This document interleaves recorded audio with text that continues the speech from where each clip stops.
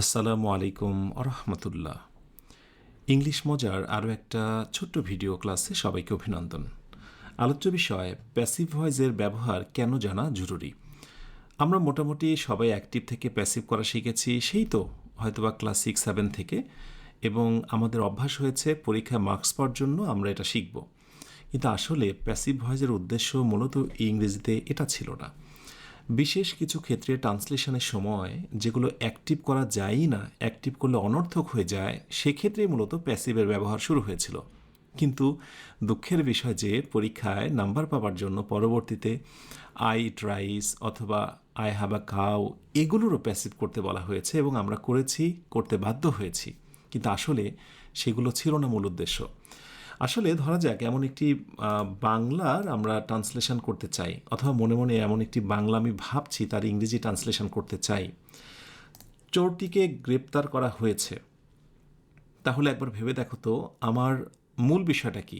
কে গ্রেপ্তার করেছে? পুলিশ নাকি র্যাব নাকি এলাকাবাসী, এইটা নাকি চোরটাই ধরা পড়েছে সেটা? অবশ্যই চোরটাই হচ্ছে আমার মূল বিষয়। সুতরাং আমার মূল বিষয়টা হচ্ছে কোন বিষয়টা বেশি গুরুত্বপূর্ণ সেইটা। এই জন্য তিনটি গুরুত্বপূর্ণ ফ্যাক্ট দেওয়া হয়েছে যে কর্তা অজানা, বোঝা যায় না কর্তাটাকে, কর্ম বেশি গুরুত্বপূর্ণ, মূল কাজটা বেশি গুরুত্বপূর্ণ। আর আরেকটি বিষয় হলো যে কর্তাকে আমরা যদি কখনো কখনো লুকাতে চাই। এনিওয়ে, এই তিনটা ক্ষেত্রে ব্যবহার করি, তাহলে এই বাক্যটার ক্ষেত্রে আমরা প্যাসিভ করব the thief has been arrested. এখন যদি এরকম দিই the thief has been arrested by police, by the RAB, by the villagers, তাহলে সেটা বেমানান হয়ে যায়। এবং বেশিরভাগ স্ট্যান্ডার্ড প্যাসিভ ভয়েসগুলো যেগুলো ট্রান্সলেশনে আমরা লিখব, মুখে বলবো, সেগুলোতে কিন্তু বায়ের ব্যবহার নেই। অথচ পরীক্ষায় নাম্বার পাওয়ার জন্য প্যাসিভ ভয়েসের অন্যতম বৈশিষ্ট্য হিসেবে দেখানো হয় সেখানে সবশেষে বাই প্লাস অবজেক্ট বসবে। এটা একটা ভুল ধারণাই বটে।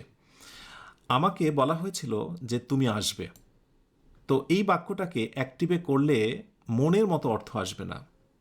মূল কথা আমাকে যে বলা হয়েছিল, আমিটা focus, so I was told that you would come. একইভাবে এই বইটি 1950 সালে লেখা হয়েছিল। এই বইটা যে লেখা হয়েছিল এটাই মূল কথা, কে লিখেছিল সেটা পরের কথা। So this book was written in 1950। আশা করি এটা বুঝেছো যে মূল কথাকে যদি ফোকাস দিতে চাই, কে কাজটি করলো সেটা না, তাহলে অবশ্যই প্যাসিভ করা খুব জরুরি। এবার ফিল দ্য ডিফারেন্স। একটা মজার বিষয় দেখো, ধরা যাক এমন একটি বাংলা তুমি লিখছো অথবা বলতে চাইছো, হৃদয় ভেঙে গেছে, স্বপ্ন হারিয়ে গেছে। তাহলে এই বাক্যটাকে তুমি যদি অ্যাক্টিভে করো, তাহলে হৃদয়টা কে ভাঙলো? তুমি হয়তো বলতে পারো সামওয়ান, অনির্দিষ্টভাবে ইনডিফিনিট একটা প্রোনাউন ইউজ করতে পারো, someone broke my heart and someone lost my dreams. Okay, কিন্তু দেখো এই অ্যাক্টিভ বাক্যটা যেমনটা শুনতে সুন্দর শোনাচ্ছে ইংরেজিতে, তার থেকে প্যাসিভ করলে আরও বেশি সুন্দর শোনাবে। মাই হার্ট ওয়াজ ব্রোকেন, কমা দিয়ে মাই ড্রিমস ওয়ার লস্ট, অথবা কমা না দিয়ে অ্যান্ডও দেওয়া যেতে পারে। তাহলে কোনো কোনো বাক্যতে যেগুলোতে অ্যাক্টিভ করাও সম্ভব, সেগুলোতেও প্যাসিভ খুবই বাধ্যতামূলক হয়ে যায় এবং অর্থের জন্য মানানসই, এবং এই ধরনের বাক্যগুলোতেও বায় লাগে না। সো আজকের পর আপাতত একটা ভুল ধারণা থেকে বের হয়ে আসবো যে প্যাসিভ ভয়েসের আবিষ্কার হয়েছে মূলত পরীক্ষায় শুধু নাম্বার পাওয়ার জন্য নয়, প্র্যাকটিক্যাল লাইফে এটা ব্যবহার করার জন্য, লেখার ক্ষেত্রে অথবা বলার ক্ষেত্রে। আশা করি ব্যাপারটি সবাই জানো। আরেকটি ব্যাপার হচ্ছে এই সংক্রান্ত অ্যাক্টিভ টু প্যাসিভ সংক্রান্ত বিস্তারিত ধারণা পেতে সংগ্রহে রাখতে পারো নিড বেসিক টু অ্যাডভান্স লেভেলের এই গ্রামার বইটি। আশা করি বইটি অনেকের সংগ্রহে আছে।